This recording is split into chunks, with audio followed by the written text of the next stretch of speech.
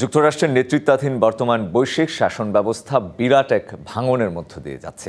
শক্তিশালী দেশগুলোর মধ্যকার প্রতিযোগিতা এবং বিশ্বজুড়ে নিয়ম নীতির শাসনের অবক্ষয়ের কারণে এমনটি ঘটছে মন্তব্য কানাডার প্রধানমন্ত্রী মার্ক কার্নির। সুইজারল্যান্ডের দাভোসে বিশ্ব অর্থনৈতিক ফোরামে এমনটাই বলেন তিনি। গত বছর রাজনীতিতে যোগ দেওয়ার পর থেকেই কানাডার প্রধানমন্ত্রী মার্ক কার্নি বারবার সতর্ক করে আসছেন যে বিশ্ব আর আগের অবস্থায় ফিরে যাবে না।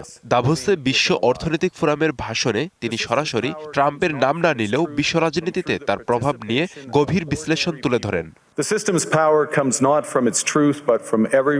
কার্নি জানান, এখন এক নতুন বাস্তবতা শুরু হয়েছে। ক্ষমতাধর দেশগুলো নিজেদের স্বার্থ হাসিলের জন্য অন্য দেশকে অর্থনৈতিকভাবে চাপ দিচ্ছে।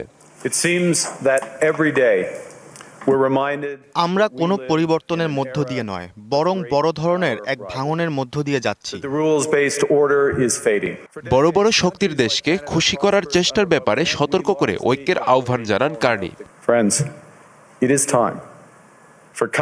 মাঝারি শক্তির দেশগুলোকে অবশ্যই ঐক্যবদ্ধ হতে হবে, কারণ আপনি আলোচনার টেবিলে না থাকলে খাবারের মেনুতে পরিণত হবেন। বড় শক্তির দেশগুলোর বিশাল বাজার, সামরিক শক্তি এবং শর্ত চাপিয়ে দেওয়ার ক্ষমতা আছে। কালার এক্সপার্ট এবং মাইল্ড অন হ্যান্ডস টেকনোলজি সমৃদ্ধ অরিক্স অ্যাডভান্স ডিটারজেন্ট পাউডার আপনার লন্ড্রি এক্সপার্ট।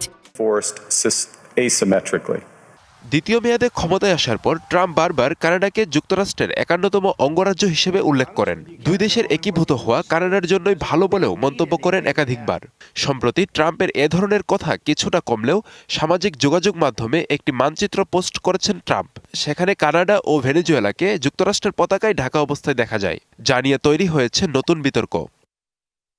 কানাডার পত্রিকা গ্লোব অ্যান্ড মেইলের এক প্রতিবেদনে বলা হয়, কানাডার সেনাবাহিনী যুক্তরাষ্ট্রের সম্ভাব্য আগ্রাসন মোকাবেলার জন্য বিশেষ পরিকল্পনা তৈরি করেছে।